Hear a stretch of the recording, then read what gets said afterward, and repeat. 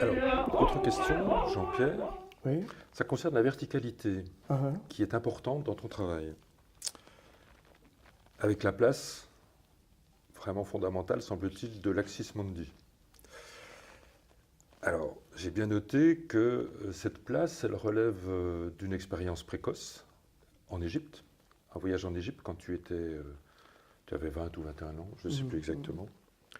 Est-ce que tu pourrais développer un peu cette idée de la verticalité? Oui, c'est assez complexe. C'est-à-dire que la verticalité, on la ressent quand on est en train de mourir ou quand on est... c'est le rapport au cosmos, point barre. C'est-à-dire c'est le rapport avec la connexion, c'est d'être connecté avec l'univers dans son ensemble. Et c'est vrai qu'en Égypte, c'est pas tellement précoce, puisque j'étais quand même un jeune adulte. J'étais dans cette cellule de prêtre qui était cubique et la fenêtre était carrée. Et donc, j'ai tout fait, lors de ce voyage, j'étais avec mon grand-père et ma sœur, ma épouse. Et j'ai tout fait pour essayer de m'éloigner un peu des touristes, pour avoir justement cette expérience personnelle vis-à-vis de l'architecture et du cosmos. Je ne savais pas que j'aurais cette expérience. Mais c'est vrai que j'ai eu comme une espèce de révélation au sein de cette cellule. C'est-à-dire que je me suis senti un peu partir. C'est le rôle de toutes les architectures sacrées, que ce soit dans une cathédrale, une église, on est censé partir dans cet axe vertical. Dans cet axe vertical. Voilà. Oui. Alors, ça j'ai bien compris le rapport avec le bâtiment sacré, c'est clair. Mais est-ce que cette verticalité en toi, ça correspond à une verticalité intérieure, verticalité qui correspondrait alors à un souci d'élévation spirituelle? Est-ce que c'est intérieur? C'est à la fois intérieur et extérieur. Alors voilà, Oui. ou est-ce que tu poses un regard sur le monde qui serait un regard de verticalité, comme si le monde il y avait une hiérarchie dans le monde?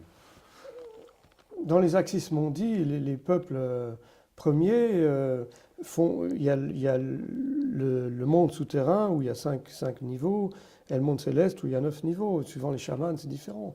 Mais il y a toute cette hiérarchie des esprits, oui, pour arriver à la grande sagesse. Et les bouddhistes le disent aussi. C'est cette espèce de révélation de l'état de Satori chez les bouddhistes aussi.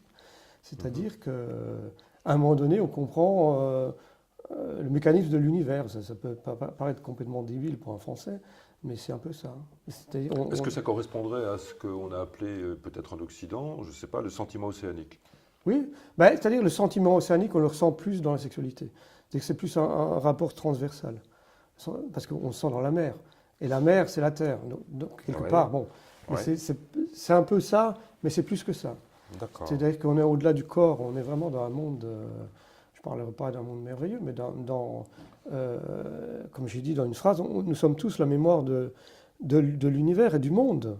Nous portons en nous la mémoire du Big Bang. Donc c'était un peu ce sentiment-là que l'on ressent. C'est pas du tout le sentiment océanique. C'est pas ça, c'est plus que ça. C'est pas le sentiment océanique? Non. Pas vraiment. Non. D'accord. Non. Donc d'accord.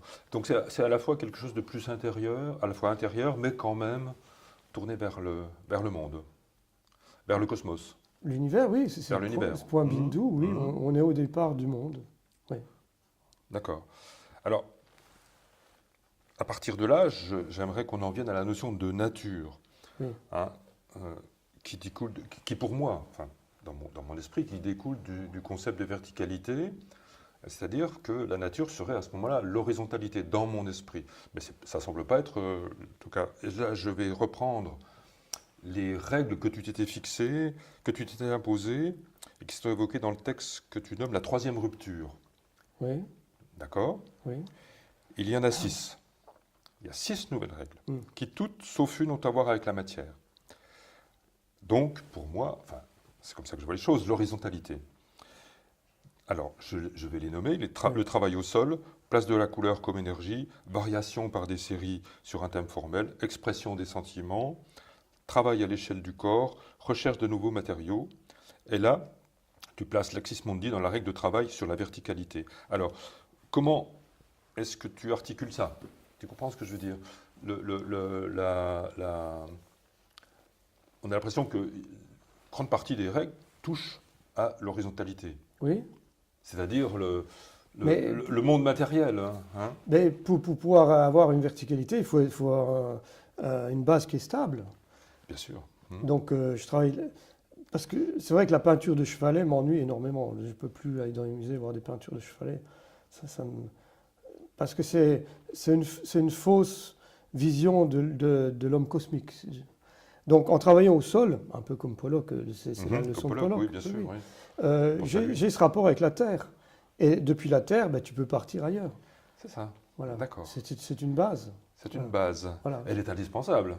Et tout à fait, oui, oui, le corps est indispensable. Bien Oui, évidemment. oui, d'accord. La matière. La matière est La indispensable. matière est indispensable. Voilà. Donc pour toi, il y a forcément concordance entre les deux. Bien sûr, oui. Oui, oui, oui. Il n'y a pas d'accord. antinomie, il n'y a pas paradoxe. Non, non, non, non, non, bien sûr. Mais Oui. je cherche ceci. Je pense bien qu'il n'y a pas antinomie. Oui. Il n'y a pas de paradoxe, mais je cherche à savoir comment ces deux notions-là sont reliées. Ah. Tu comprends ce que je veux dire? Oui, bien sûr. Hein, oui. parce que, et on y reviendra peut-être tout à l'heure quand on parlera du carré, mais c'est vrai que c'est pas forcément évident, et c'est pas forcément évident pour un esprit occidental, d'associer ces deux notions. Parce que dans l'esprit occidental, peut-être que la verticalité a été conçue comme quelque chose comme une hiérarchie, comme la hiérarchie de la nature avec un certain nombre d'éléments qui se succèdent et qui sont Oui. plus ou moins inférieurs les uns les autres. Mais la verticalité, alors que pour certaines personnes, la verticalité, c'est une verticalité intérieure. Oui. Mais on peut pas. Oui, enfin, moi, je suis conscient que le corps est essentiel. Oui. Ça, c'est très important. Parce que nous sommes des êtres verticaux. Voilà, nous sommes des êtres verticaux, tout à fait. Bon. Bien sûr. Ouais. Après, est-ce que c'est une illusion de l'esprit? J'en sais rien. Mais je pense que cette relation existe. Je pense qu'on est reliés les uns avec les autres sur des plans, sur des plans divers, beaucoup plus profonds que ce que la science aujourd'hui veut nous faire savoir. Oui. Tu veux dire la relation interpersonnelle Voilà, entre les gens, entre Oui, les personnes? oui, bien sûr, oui, oui, oui. Il y a beaucoup Ouais. plus d'énergie qu'on veut le dire. Oui, oui. D'accord. Mais là, on serait alors dans l'horizontale ou dans la verticale? Ça n'a pas Ça n'a pas d'importance. d'importance pour toi. C'est sans espace. D'accord. Eh ben, oui, On est forcément dans les deux, peut-être. c'est une fausse question. Je me rappelle toujours Black Elk, qui était un grand chef Sioux, qui était venu tourner avec le cirque de Custer à Londres, Oui. et il est tombé malade, et il a fait cette transe chamanique où il revenait dans son village et voyait sa mère.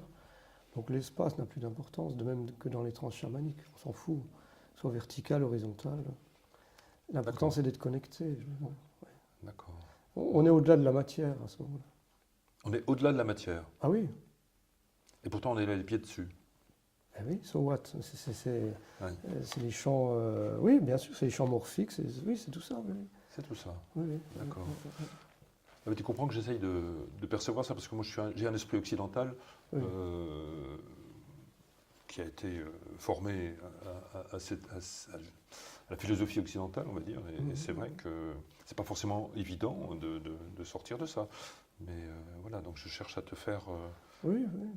Tant que c'est avec bienveillance, il n'y a aucun souci. Il faut être bienveillant. Voilà. Voilà, tu as raison.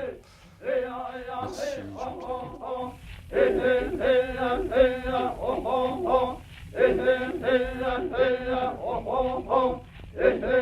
Jean-Pierre.